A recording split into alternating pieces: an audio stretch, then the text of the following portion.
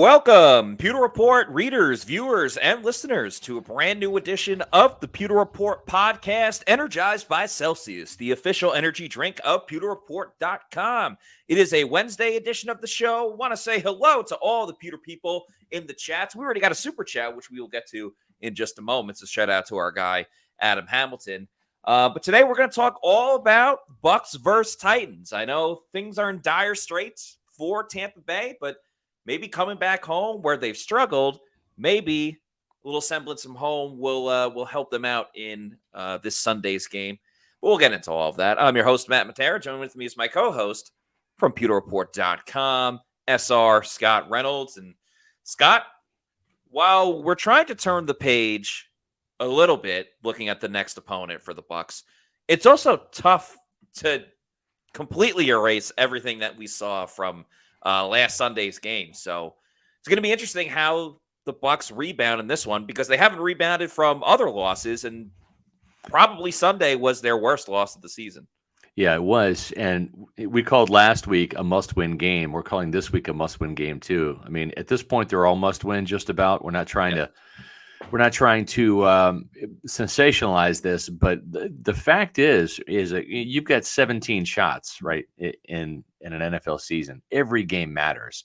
To me, that's what makes football, whether it's college or pro, just the best sport, because you can lose 4 games in a row in the NBA and the NHL, certainly in Major League Baseball, and it really have no consequence unless you're like in the pennant race at the very end and you need to win, to get out.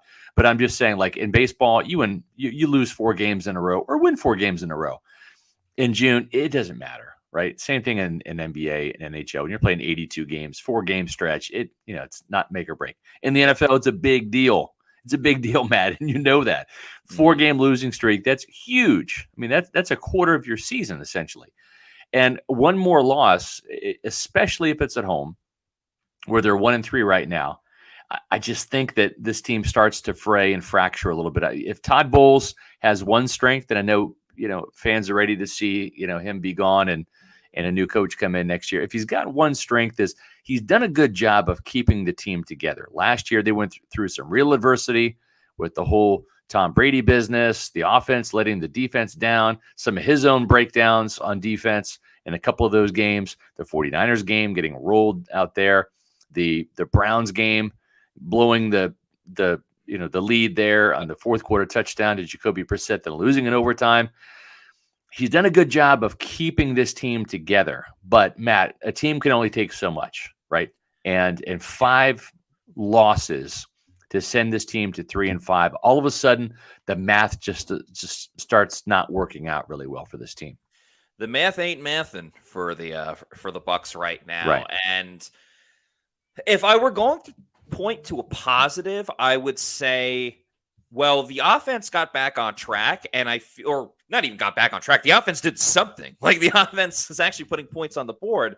And what I would point to as maybe not even a sigh of relief, but for as bad as everything was for the Bucs defense, yeah, I have more confidence in the defense being able to figure things out and get back to that defense, how they looked against the Saints, than I do, if the Bucs were continuously still going to struggle on offense. If the offense can sustain what they did, and they're not going to score 37 points every week, right, but if the offense can sustain what they did last game in terms of putting points on the board, I know Baker's talked a ton about how much they were terrible in the third quarter, but if you erase that third quarter, the rest of the game, there's something to that. And you hope that the defense can kind of get back to what made them such a good team and such a damning team to play against, at least defensively, when Todd Bowles is pushing the right buttons. But like you said, the Bucs are running out of time, and there's still half a season to go, and that's true. But Todd Bowles said this wasn't going to snowball. It's already snowballed. You cannot afford to really lose any more games in a row this season. You have to get back on track. And the crazy thing is if the Bucs win on Sunday and the Saints lose, the field's open once again. So nobody wants to win the South, Matt. It's the same as last year. Nobody wants it. Here, you want it, Carolina. You take it. No, I don't want it. I'm losing all my games except for one right now. How about you, Atlanta? You want it? Sure. We just beat the Buccaneers. We'll lose 2 in a row. Hey, New Orleans, you take it. I mean, it's a hot potato right now. Yes, it's a game of hot potato, and it just makes it that much more confusing because we saw Will Levis, who will be starting against the Bucs this week, his first career start, he torches the Atlanta Falcons. I know. The Bucs couldn't even score more than 13 points against the Atlanta Falcons. So it is crazy how it is week to week. It's funny you mentioned that, right? Because it's like we're looking at that game a couple weeks ago. We're like, wow, Will Levis in his first start, 4 touchdowns against the Falcons, right? Yeah. And and of course, Buccaneer fans and probably the Buccaneers themselves are like, wow, man, that's holy smokes. And all of a sudden, Tampa Bay was like, hold my beer. We're going to one-up you. We're going to let Will Levis 4 touchdowns. We're going to give C.J. Stroud 5. I mean, you're not going to outdo us in terms of sucking, Atlanta. We're gonna take the title.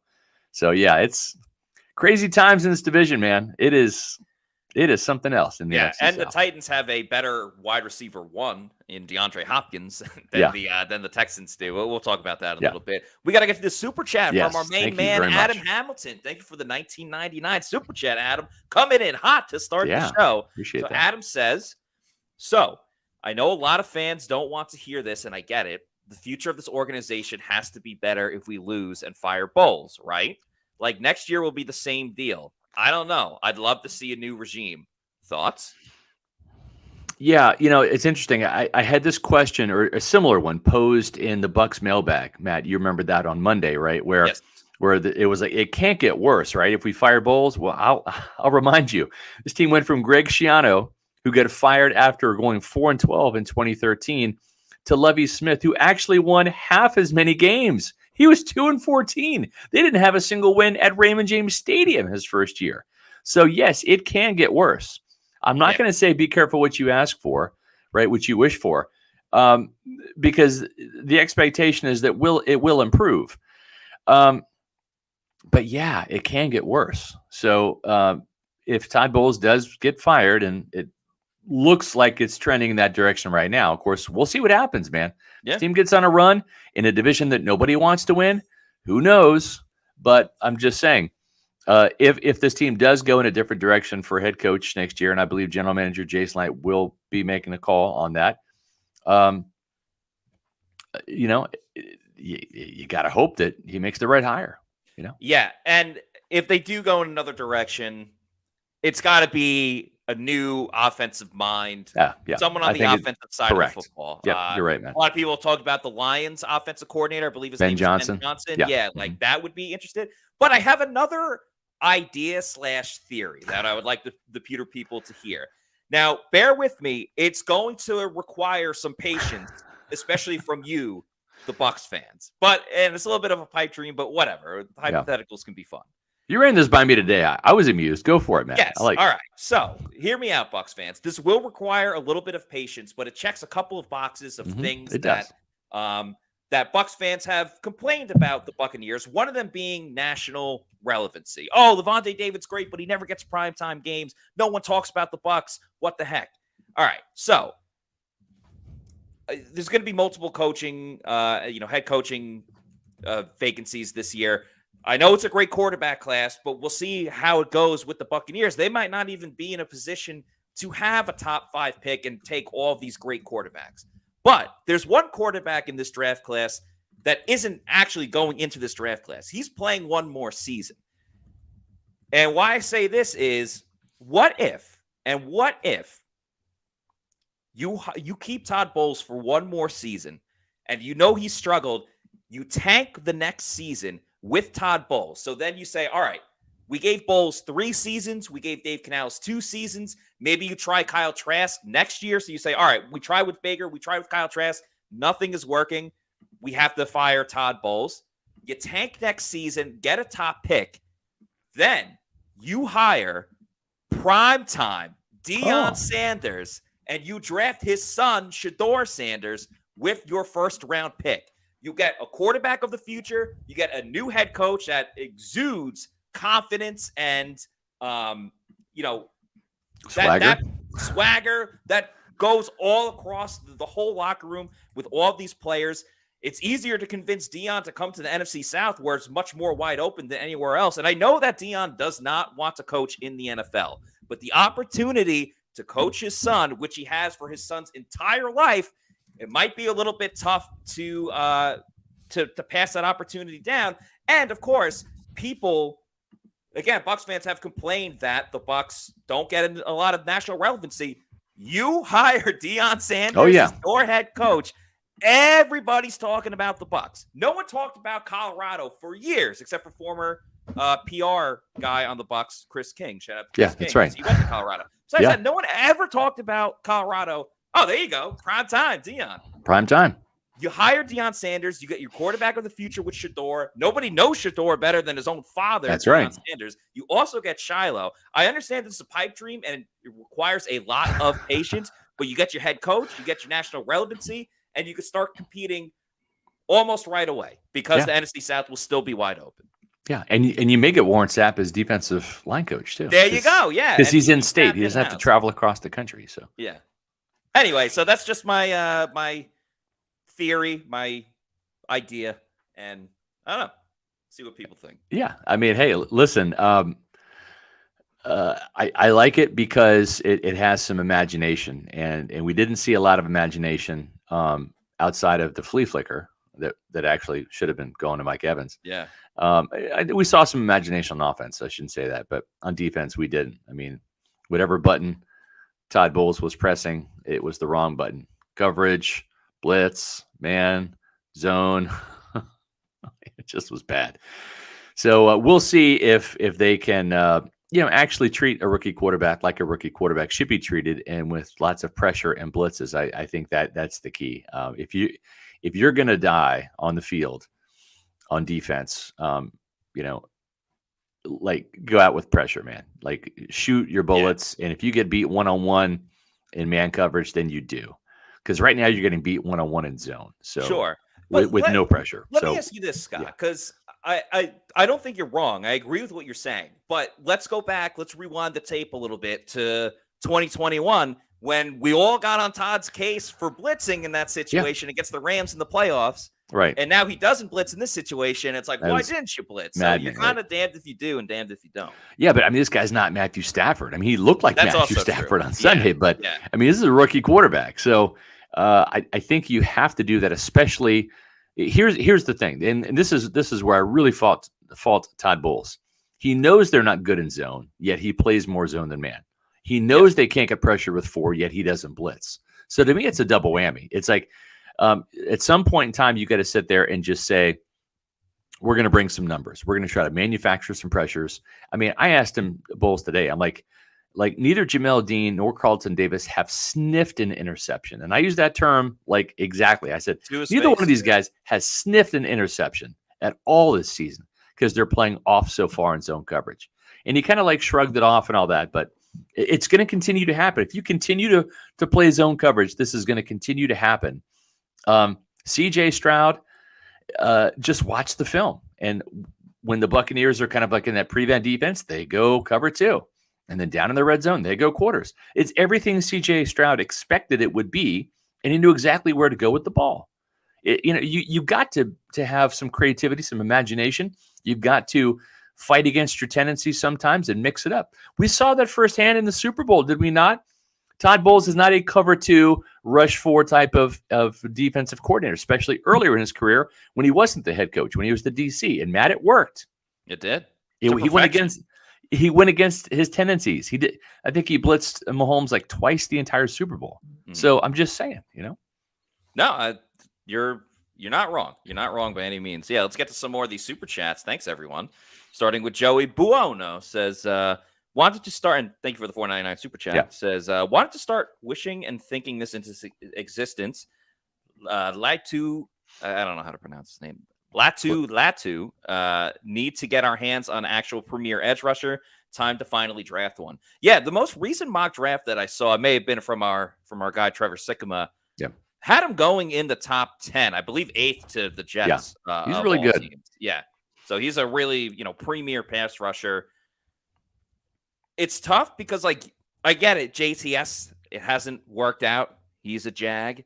But you did just draft Yaya Diaby with your 3rd round pick. So how much do you invest into letting Yaya develop and maybe becoming your counterpart edge rusher. But we'll see what they do with Shaq this season too. So there might be multiple opportunities where you just have Anthony and Yaya on the outside at the moment. Making as much money as he does, and for the little production they're getting out of Shaq, I don't see how he's around next year. They'll take a cap hit, but I think they move on from Shaq, and JTS he's under contract next year.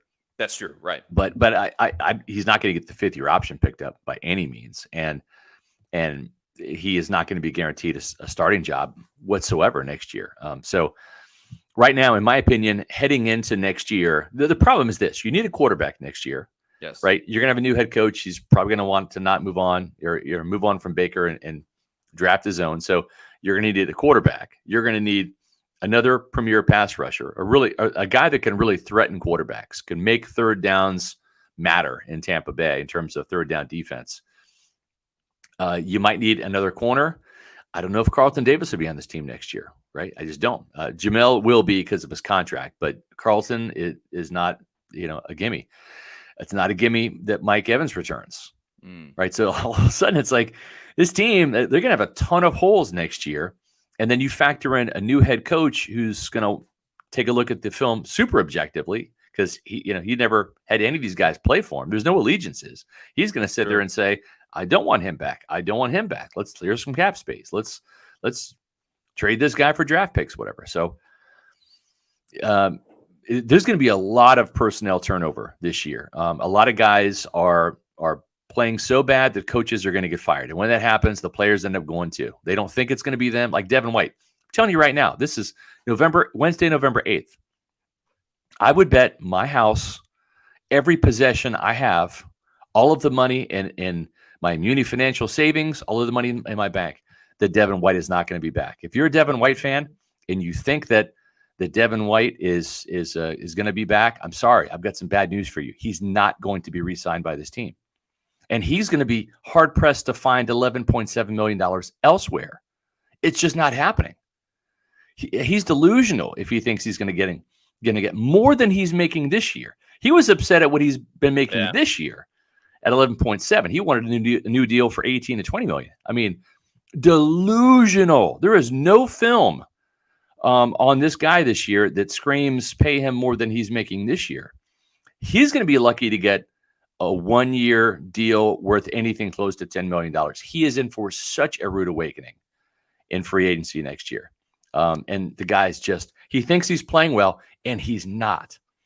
He's going to have to get live somewhere else. He's going to have to get live somewhere else. It will not be in Tampa. Take it to the bank. Bold. House, possessions, everything. So that's a big wager. That's one of the biggest bets of all time. Let's keep it moving. Sean S., thank you for the super chat. Sean, who says, $1.99 super chat, says, assuming everything keeps status quo, what are our draft needs? 1 quarterback, 2 corner, 3 center, 4 receiver if Mike leaves, or running back? Good question, Sean. I was actually thinking about this the other day too, because sadly we are kind of at that point where you start peeking a little bit over the fence looking at the offseason and the draft this year. I mean, there's no question about it. Quarterback has to be number 1 if Baker doesn't starts there. Yeah. I would put center very high up there too.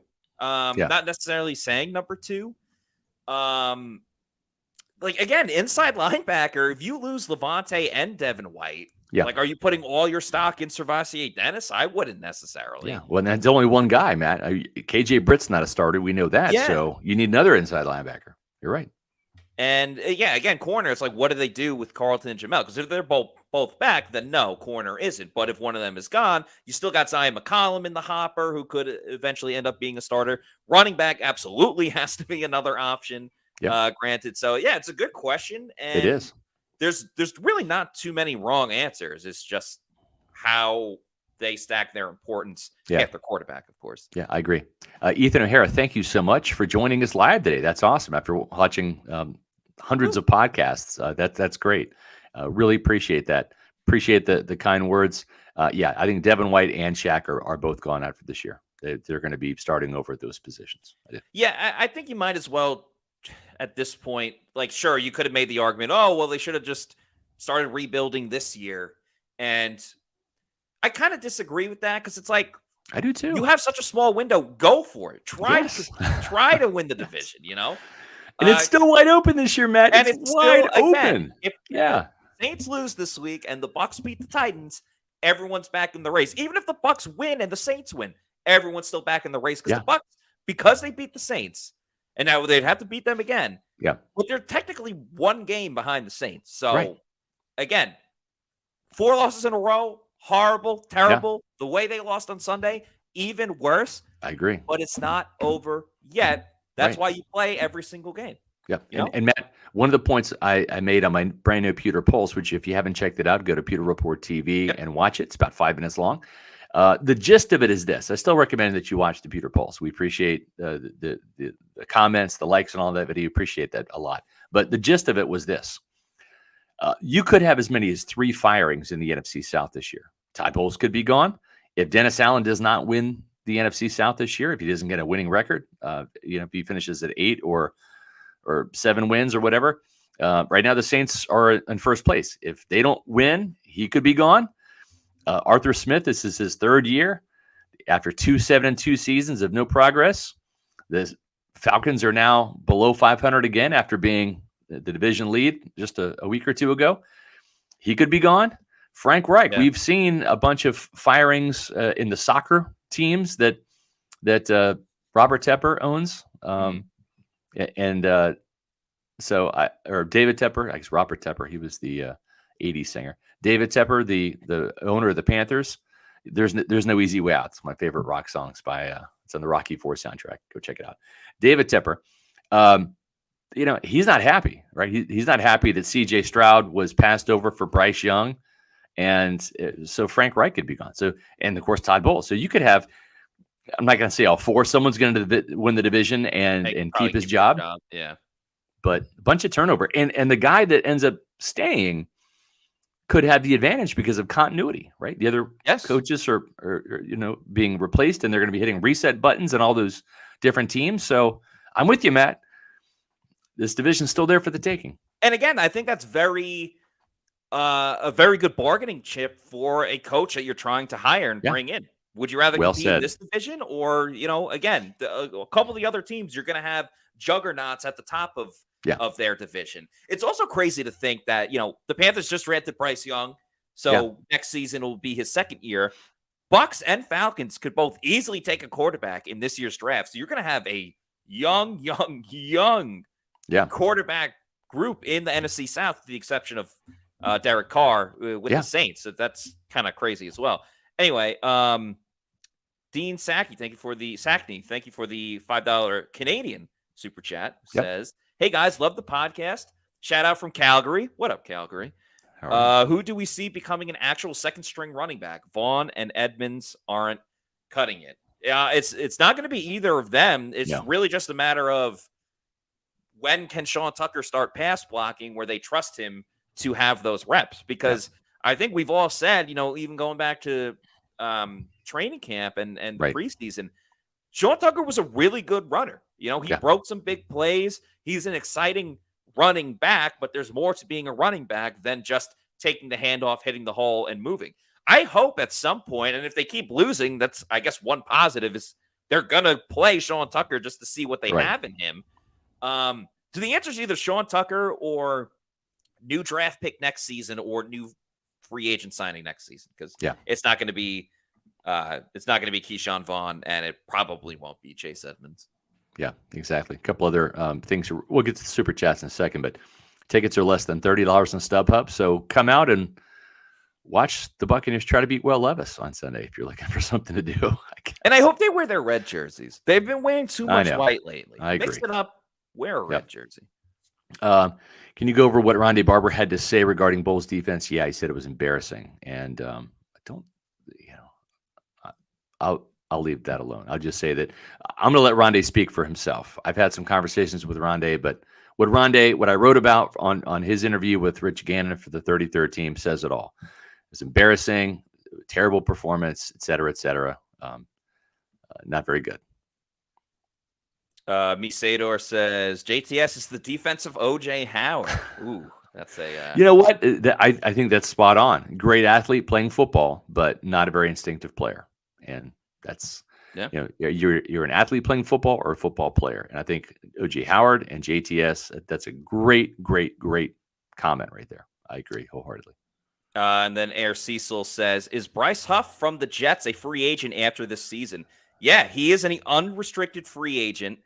His story is awesome. He's an undrafted free agent. He's been getting more playing time, but he was typically a third down guy. Yep. All he does is get after the quarterback. He is incredible. I love him. Fantastic on the Bucs. High motor. Yep. High motor. Cool sack dance too. I think he has 5 or 5.5 sacks on the season. You put him in there, he gets to the quarterback. Yeah, he's the anti-Joe Tryon-Shanka. He gets to the quarterback and he finishes every single time. I feel like though the Jets are not gonna let him leave. They're either gonna give him a franchise tag or sign him to a deal. But if he's available, would absolutely love to see Bryce Huff on the Bucs. He's incredible as a pass rusher. Super chat from. I think he liked your idea, Matt. I think that's what it was the Dion. Yeah, it was the Dion one. Yeah. Thank you, Adam. I appreciate that. Another super chat here from Hezo813, $5 super chat. SR, listen to you on that Titans podcast. I love how you always represent Pewter Report well on other platforms with rational analysis. Rare to see. Yeah, I mean, I've been on a couple this year. Went on one for the Lions game and the Titans game. I enjoy doing that. It's fun to talk football with. I learn a lot about the upcoming opponent by having those conversations with those other writers and podcasters that cover other teams.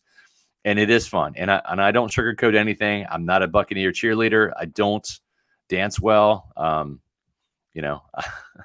I just call it like I see it. This is a different Buccaneers team. I'm very, very concerned that they're going to lose on Sunday.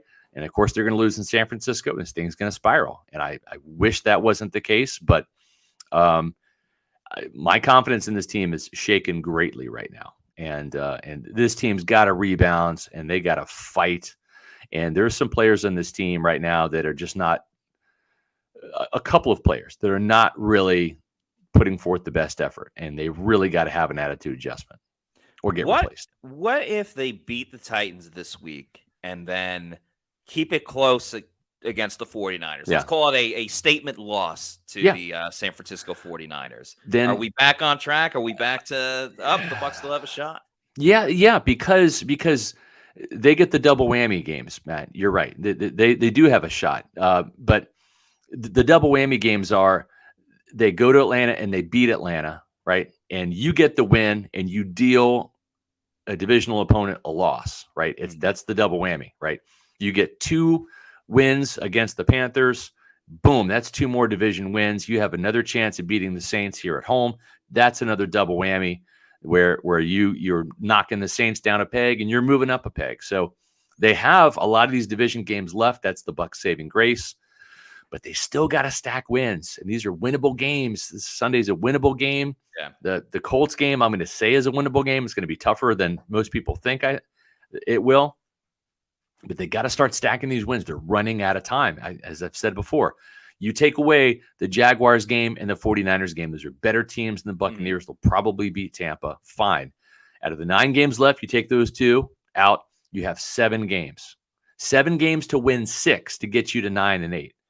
And that's tough, man. We have not seen this team really rip off the necessary 3 wins in a row, Matt. Yeah. The 2 wins here, then lose game, and then 2 more wins. We haven't seen that yet for this team. The Bucs have to stack wins, and we got to stack all these flavors of Celsius because there are flavors on top of flavors on top of flavors. You see all of them in the graphic here: the sparkling wild berry, sparkling orange, sparkling watermelon. The peach mango is great too. Arctic Vibe is my personal favorite. Shout out to the peach vibe as well. There's no sugar in a Celsius energy drink, and there's no post-energy drink crash or jitters that you may get with another product out there. So if you need to know where to find a Celsius, if you haven't had one before and you want to try it, totally recommend doing so. Go to the Celsius store locator on their website, punch in your address, and it'll tell you the closest location where you can find one. It could be a Walmart, a Target, a health and fitness store, or your bodega. Bodega. I like that one. It was like a little more drawn out. It's nice. And once you keep going to your bodega and you're like, wow, this is so great. I want more. I want to get it in bulk. You can get it in bulk. That's when you go to Amazon, click on the subscribe and save, and you can get it in bulk. Like I said, I'd recommend getting that variety pack because variety is the spice of life. Why have one great flavor of Celsius when you can have a bunch of great flavors of Celsius? And you could set it up. You could have it sent to your residence whenever you want. You're in charge. You're the captain of the ship. It could be a week, month, quarterly, yearly, whenever you want. Just make sure you're drinking Celsius energy drinks. The official sponsor of the Pewter Report podcast. Make Celsius your number one pick. Or you can just have Scott Reynolds hand deliver you a case of Cosmic Vibe, man. That is also true. I was lucky enough to. This is not the Cosmic Vibe. It's the sparkling orange. It's a good one. Orange pomegranate. That's a really good flavor. Yeah. Yes, it is. But yeah, thank you to Scott for that. For the Cosmic Vibe. Can't You're wait welcome. to check it out. But we got more super chats to get to, starting with Mark Fisher. Rev Fish, thank you for the $4.99 super chat. Says, thanks, SR, for uplifting our spirits, LOL. Besides that, Miss Lincoln, how was the play? I mean, a job is just to tell it like I see it, and the wins are there. This team they've got to play better. They've got to play better. They can do this.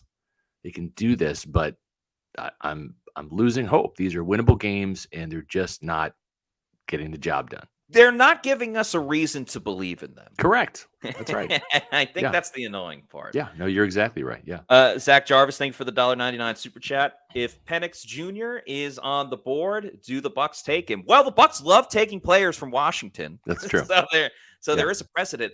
And Levis has this too. I just can't get over the delivery. It's so odd.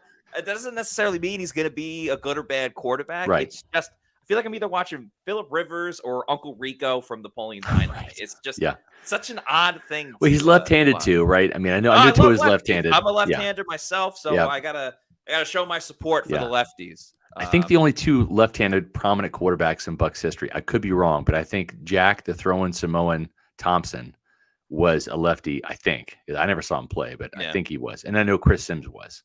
And it didn't work out great for either one of them. Maybe Michael Penix, who's a Tampa kid. Maybe he bucks the trend. I don't know. The quarterback that I'm really kind of gravitating towards, actually, there's a couple. Bo Nix is really grown on me. I think he's a gutsy gamer. And then Jaden Daniels from LSU. Man. Yes, you tweeted about him. You tweeted about him the other day. So good. He would be great in Canales' offense. He would be very good in Canales' office. Yeah. Actually, speaking of Canales, we have a $5 super chat from Matt Bucs fan. $5 here. Thank you. Do you think if this offense continues to improve, they also fire Canales? I would like to have him for another year. Great question. Yeah. And I was going to say, yeah, go ahead, man. Yeah. I was going to say it's tough because if you fire Todd Bowles and Dave Canales is doing a good job, I think it's still too early for Canales to just give him a head coaching job because he's only been there for a year. But with that said, if you get rid of the head coach, the new head coach comes in, he's probably going to want to have his own guy in there. It's very rare, especially on the offensive side, where a coach comes in and says, hey, you know what? I like this guy. I think he's going to stay. You have it on defense from time to time. That's usually when you bring in an offensive coach. Right. It would be very, very, very tough for Canales to keep his job as offensive coordinator if the guy that hired him isn't there anymore. Yeah. And to your point, Matt, and it was a good one too. The Buccaneers kept Monty Kiffin when they traded for John Gruden and fired Tony Dungy. But the reason why they kept Monty Kiffin was because that was a Super Bowl ready defense. Yes. With Pro Bowlers galore, the defense wasn't the problem. It was the offense, right? So I don't know if you can sit there and say the offense isn't the problem in Tampa, right? It's not like this offense is a juggernaut by any means.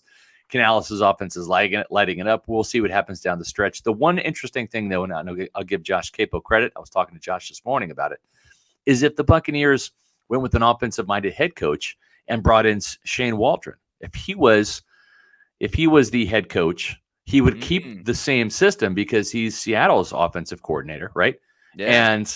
And then Canales would run Shane's offense essentially, and Shane would be the head coach, and maybe he would be the play caller still. But that would be, in my opinion, the only logical way Canales would stay in Tampa if Bowles got fired, is if Shane Waldron was named head coach. That's actually a great thought. I was not thinking about that, but that would make a ton of sense. Moving on, Jonas Gorea. Thank you for the $4.99 super chat. says, y'all want a mobile quarterback like Travis, Daniels, or Leonard. It probably helps the run game, especially if Todd Monken, is head coach. Yeah, the funny thing is I would certainly give Todd Monken some consideration, right? Because the Glazers know him. The Jason Light knows him. He certainly was he was a offensive coordinator here during Dirk, but he was also the receivers coach, and he's been a winner, right? He went to Georgia, won a national championship, helped develop Stetson Bennett, who was a walk-on, into Heisman Trophy caliber type player. They won back-to-back national championships. Understands the need to play in complementary football, but at the same time, lighting up the scoreboard at Georgia. I don't believe Georgia had a 1,000-yard receiver. They had Brock Bowers, right? They had Adonai Mitchell before he transferred to Texas. He had some pieces, but it wasn't like they had a bunch of juggernaut All-Americans on offense. It was basically a defensive team, but the offense still lit people up. And Brock Bowers certainly is one of the best players coming into this year's draft class, the tight end. I think this style of quarterback, you have to be mobile in this day and age. You have to. We've seen the escapability of Baker Mayfield and how that can help an offensive lineman. The blitzing linebackers, the defensive linemen, they're just too fast, too good in this day and age. You have to have somebody. I'm not saying all pocket passers are dead, but there's going to be a lot more Patrick Mahomes coming into the league than there were Tom Brady's coming into the league. You have to have some escapability, some mobility, etc. I think the day and age of the pocket passer is kind of coming and going, and I love Jaden Daniels. I think he's phenomenal. Bo Nix is also very mobile. Penix has some mobility, but he is more of a pocket passer. But I think it's these guys that can make plays on the run. The Caleb Williams, the Riley Leonards, the Drake Mays that have some ability, and they can run the ball too. I'll just speak on Jordan Travis because I've watched a lot of Florida State games this season, with the exception of 2, and the 2 games were like when they kicked the crap out of Syracuse and Wake Forest. Travis, I really like as a college football quarterback. Yeah, his size concerns me a little bit, though, kind of like with Bryce Young, where I feel like if he takes one big hit in the NFL, could be it. But he is very mobile, and he does throw the ball a lot too, and work with talented receivers, or is working with talented receivers. So I'd be interested in that. But we've gone down to Florida State and Florida quarterback playing for the Buccaneers, and it hasn't totally panned out, but would be interesting. Nonetheless, Adam Hamilton with the $4.99 super chat says, also, Scott, thank you so much for being a savage in these press conferences. As a fan, I feel like you do a good job of representing us. It just comes a point in time you have to ask some tough questions. Matt's asked some tough questions. I think Jenna Lane's asked some tough questions. She asked a tough one today about Jamil Dean and Carlton Davis. Rick Stroud will get on, coach as well. It's our job to hold these guys accountable and sniff out the BS sometimes. And, I think the thing that Pewter Report always tries to do is we try to be that conduit between the fans, and the team. And a lot of these, questions, even the questions and statements we don't put up because we only have an hour, but you guys ask so many great questions. You have so many great, thoughtful comments. I've said it for years. The Pewter Report Bucs fans are the best ones out there. The Pewter people are the most knowledgeable fans out there. It's really a tribute to you. You guys pay attention. You learn from each other in this chat. We see it. We try to bring the insight and the inside information to you guys to fill you in, to fill in the blanks about what's really happening. We're not always right. Be the first to admit that. But a lot of the genesis for our questions come from you guys. And we are your servants to get you guys the answers that you want to hold these coaches and players accountable. You guys have made me better at my job too, because there's certain things I either didn't think about, or I look at it through a different lens and things of that nature. And it's all credit to you guys, the Pewter people. So love all of you guys and gals. Thank you so much. Thank you so much to Donta Mason for the $19.99 super chat. Donta says, good afternoon from Compton, California. Straight out of Compton. Let's go. Yeah. Been a Bucs fan since 1993. Oh, when yeah. Hardy Nickerson, Compton native, came to the team. I love Hardy, man. Oh, that dude was great. Todd Bowles needs to chew some butt and get on the same page as Antonio Pierce, who is also from Compton, California. Yeah. So, obviously, you're paying a little bit more attention to Antonio Pierce with him. Mm-hmm. And Hardy Nickerson was from Compton, California, too. I mean, Hardy, so very, very cool. Yep. Yeah, I agree. And we saw a little bit of it on Monday when Todd's like, F the communication, you guys just need to play better. He didn't necessarily say it like that. Right. And Todd is a player's guy, so he's not going to call people out all the time. But again, you've lost 4 in a row. You need to change stuff around. Yeah, you have to. If you keep going the same way, soft-ass zone, which he said today, we don't play that far back. Yes, you do. Yeah, you do. We watch the games. We watch the tape. Yeah, you do. Right. And, he says it starts with us as coaches. Well, if you keep patting Devon White on the head and saying, oh, it's okay, Devon, you're doing great. You're fantastic, Devon. Well, Devon's not going to get the message. Right. Neither is Carlton Davis. But shout out to Carlton. He was actually great today. Yeah, he was. Actually, let's we have some more super chats to get to. If we go a little over today, we do. But let's. This is a great time to play Carlton because now I will say this: I'm going to give Carlton all the props for facing the fire. It did take a little arm twisting too, right? This was not like Carlton was just like, hey, I'm going to step up here and own this and all this. It took a little arm twisting and cajoling from the excellent communication staff, Nelson, Luis, Mike Pahanic. Yep. And listen, nobody wants to face the music and face the press after an embarrassing performance. So ultimately, I give Carlton all the props for agreeing to do it, but a little bit arm twisting. But thankfully, Carlton came up and I also respect he gave very, very thorough responses too. It wasn't just like, he said 5 words and that was it. He's very thorough with it. So let's get to Carlton Davis owning up that he did not play well last game. Everything was wrong. I don't have an explanation. Honestly, what you're seeing is what happened. You got to own up to it. Hurtful to watch, to replay in your head, especially knowing the caliber of player I am and the standards that I have. It's like one of the worst things that can happen. It's the brutal truth of playing corner. Is that whatever you are not on point, it's for the whole world to see, and it could be for all the marbles. That's just a position that I play, but I take it with pride, and I love what I do, and I'm gonna get better, and I move on past it, and I just want to get that nasty taste off my mouth. Like I said, the position I play, it's a brutal position, where when you mess up, it's for millions to see, and I know that. I've always known that. I've been here before.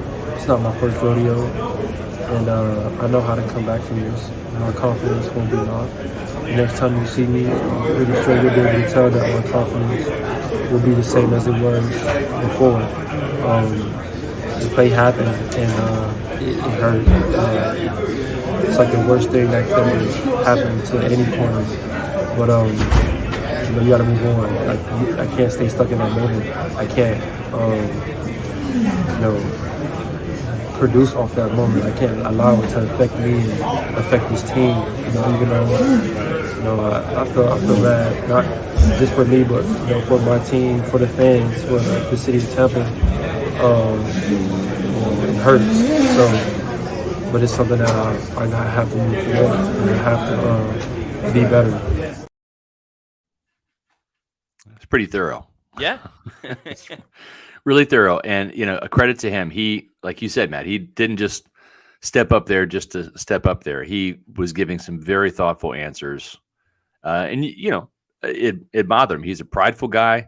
He even went so far as to say, I let the city of Tampa down. Yeah. Not just my team or the fans. I mean, he went full gambit. So, yeah. And he is a competitor, man. I do expect a bounce back game from Carlton Davis. I do. I think that he is going to rise to the occasion. This will light a fire under him, and I think he'll play better down the stretch. I really do. especially going up against DeAndre Hopkins, who he's played against before and played well against before, including last season and on Christmas they played against each other. Exactly. Moving on, Paul, aka Florida Dreamhouse, thank you so much for the $10 super chat. Paul says, assuming Baker ends up as projected, 3,600 yards, 30 TDs, 10 interceptions, Bowles is gone, Canals is gone. If you're the GM, do you lock Baker up as a bridge quarterback for the, quote, heir apparent, or blow it all up? That's a good question. If he ends up with those numbers, it'd be hard to kind of walk away from. However, with those numbers, he's getting a Geno Smith type contract. He's not going to be a bridge. In terms of bridge money, that's not a bridge money statistic right there. That's if he gets 3,600, 30 and 10, he's getting Geno Smith money on a long-term deal. And the problem is the new coach, whoever that would be, would have to say, yeah, I want Baker, as opposed to dipping his toe in the water in what is the mega quarterback draft class coming up that is really 2 rounds deep in terms of finding starters. And to be able to sit there and say, we want Baker as opposed to any of these guys, I don't know. That's tough. I mean, if Baker produces those numbers, it'd be hard to walk away from, but you have to feel really good that he's going to thrive in your system and be able to do that again in a new system. So I don't know. That's tough. I think what also factors in is, what do you do with Mike Evans? Because if you re-sign, do you want Baker Mayfield and just Chris Godwin? No, I don't think so. But if Mike and Chris are back, then then you have Baker return. That makes a little more sense versus you still have Chris Godwin and a rookie quarterback. Ideally, you probably end up drafting another wide receiver because Trey Palmer, he was a late round pick for a reason and hasn't really brought a ton to the table, at least in recent weeks. So I think it's either Baker and Mike and Chris, or rookie quarterback with Chris, and then you try to build around the rest of the offense. Paul K. Florida Dreamhouse with the $2 super chat says, we will bank hard next week, Matty Diamonds. Yeah, I did go 1-1. I did pick the Bucs to cover, and they did, thanks to Stroud taking a knee on that version. But a hit nonetheless. And Mike was a yard away from scoring a touchdown. But anyway, thank you.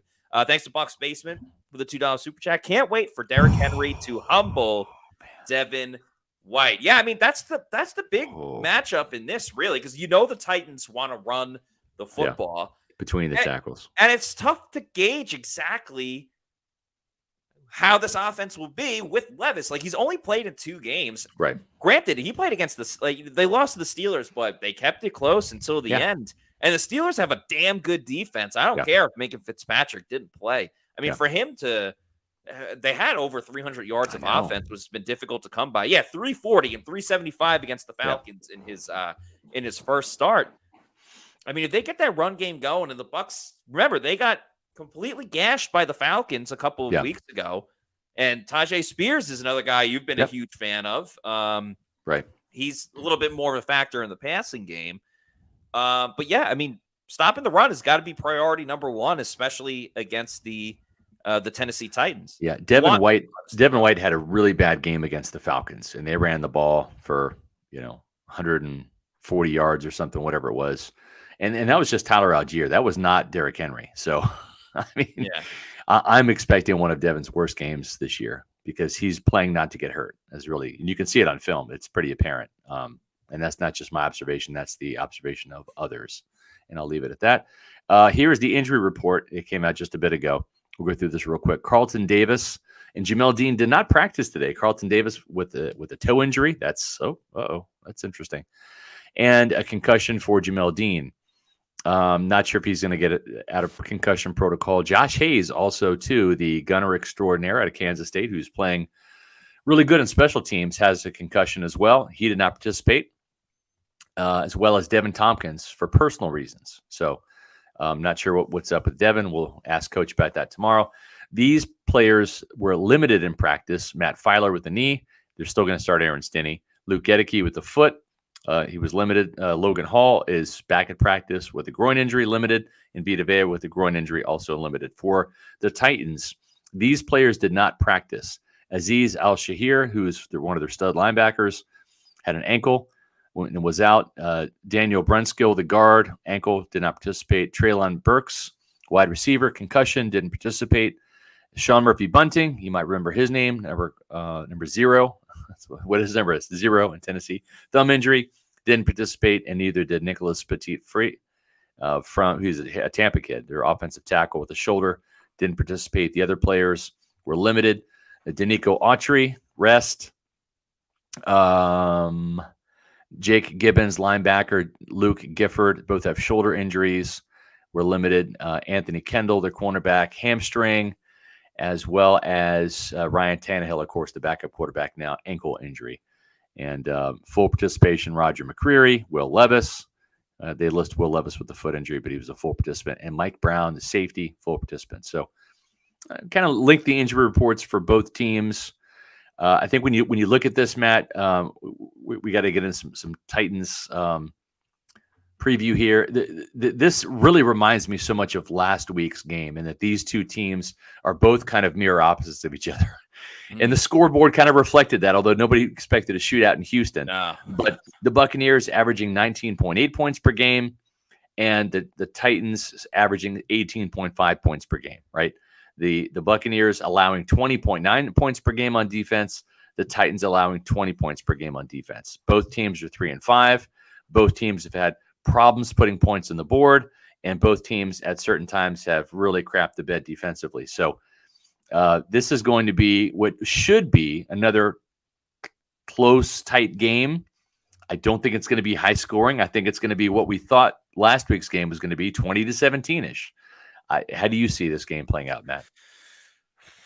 Yeah, I actually I wouldn't call it high scoring, but I think the Bucs offense will actually be able to kind of build on what they did against the Texans. That doesn't mean they're going to score 37 points. I really think it just comes down to, can the Bucs defense rattle Will Levis? And I think that's kind of crazy to say about, oh, it's a rookie quarterback, but now the cat's out of the bag. Rookie quarterbacks have kind of destroyed the Bucs as of late when they go up against rookie quarterbacks. So you have to be disruptive. They have to get something from their outside linebackers on a consistent basis.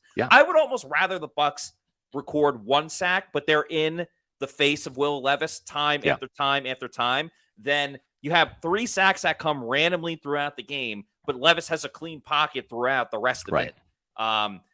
Bowles used the word disruptive today. And I think that's the most important thing for this pass rush. The pass rush has not, they've been getting sacks, but they haven't been consistently disruptive. And that's usually the sign of a good team. So we'll see if they can get to Levis. If not, I can see this being a little bit more high scoring than I think most people imagine. Yeah, and you mentioned Derrick Henry and Tyjae Spears, that they really have to find a way to shut them down. They did not do that against the Falcons at home, right? And they allowed Atlanta to be balanced, and we saw what happened in that game. Even though that was not high scoring, the Falcons had 3 trips in the red zone that resulted in turnovers. Otherwise, that score could have been really out of whack.